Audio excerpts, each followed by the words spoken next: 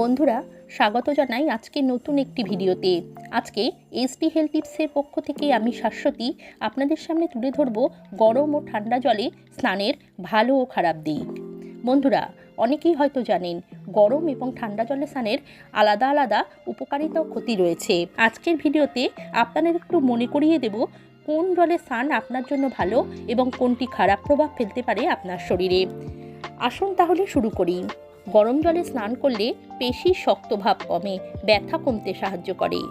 গরম জলে স্নান রক্ত চলাচল বাড়ায়, যা হৃদযন্ত্রের জন্য খুবই উপকারী। গরম জলে স্নান মাথা ব্যথা কমায়, মনকে সতেজ করে এবং ঘুম ভালো হয়। গরম জলে স্নান করলে লোমকূপ খুলে দেয়, যা ত্বকের ময়লা দূর করে, শরীরের গন্ধ কমায়। বেশি গরম জলে স্নান করলে ত্বকের প্রাকৃতিক আর্দ্রতা কমিয়ে দেয়। গরম জল চুলে থাকা প্রাকৃতিক তেল নষ্ট করে দেয়, এটি চুলকে নিষ্ক্রিয় এবং ভঙ্গুর করে তোলে। গরম জলে স্নান করলে রক্তনালীগুলি সংকুচিত হতে পারে, এটি উচ্চ রক্তচাপ রোগীদের ক্ষেত্রে বিশেষভাবে ঝুঁকিপূর্ণ। বিশেষজ্ঞরা শীতকালে অত্যাধিক গরম জলে স্নান না করার পরামর্শ দেন। ঠান্ডা জল শরীরে যে কোনো প্রকার জ্বালা পোড়া বা প্রদাহ দূর করতে সাহায্য করে, ত্বক থাকে শান্ত ও স্বাভাবিক।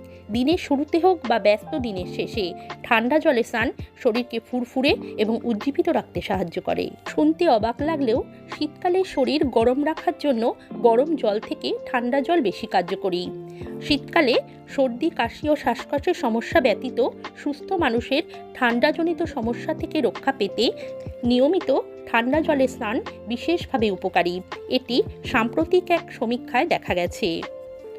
ঠান্ডা জলে স্নান করলে চুলের স্বাভাবিক তৈলাক্ততা বজায় রাখতে সাহায্য করে, এছাড়া মাথায় খুশকির পরিমাণ কমে আসে। ঠান্ডা জলে স্নান করলে মনোযোগ বাড়ে, উদ্বেগ কমে, মানসিক স্বচ্ছতা বৃদ্ধি পায়, একাগ্রতা বৃদ্ধি পায়। অত্যাধিক ঠান্ডা জলে স্নান করলে শরীরের তাপমাত্রা কমে যায়, যার ফলে সর্দি কাশির মতো সাধারণ সংক্রমণ ব্যাধিগুলি ঠেকিয়ে রাখা যায় না।